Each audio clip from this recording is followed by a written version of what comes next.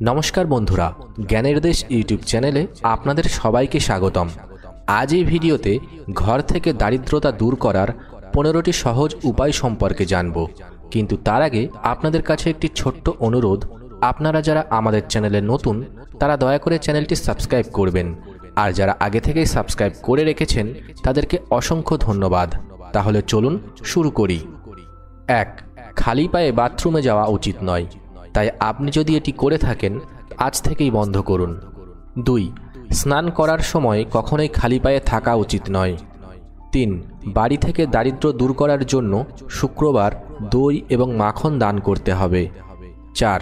প্রতিদিন ঘর পরিষ্কারের সময় ঘর মোছার জলে সামান্য লবণ মিশিয়ে তারপর ঘর মুছলে বাড়ি থেকে নেগেটিভ এনার্জি দূরে সরে যায় এবং বাড়ির পরিবেশ পজিটিভ এনার্জিতে ভরে থাকে।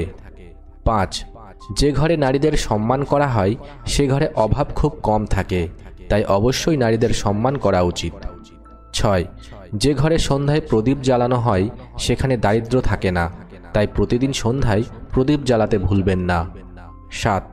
বাড়ির প্রধান দরজার সামনে কখনো ভারী বা বড় কিছু রাখতে নেই, যেমন বড় পাথরের টুকরো, মাটির ঢিবি ইত্যাদি।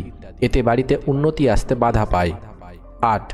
বাড়িতে জলের পাত্র কখনো খালি রাখতে নেই, সবসময় জল পূর্ণ রাখতে হয়।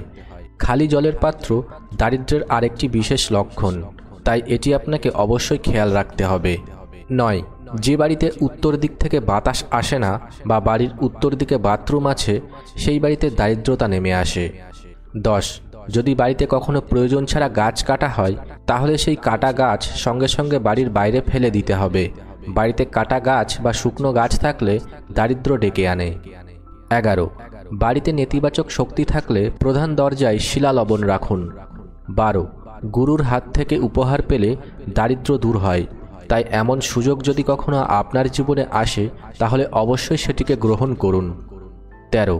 রবিবার এবং বৃহস্পতিবার গম দান করলে দারিদ্রতা দূর হয়, তাই এই 2 দিন গম দান করার চেষ্টা করুন। 14. যে বাড়ির সদস্যরা বছরে একবার তীর্থযাত্রা করেন এবং গরিব মানুষের সেবা করেন তাদের বাড়িতে কখনো দারিদ্রতা আসে না। 15.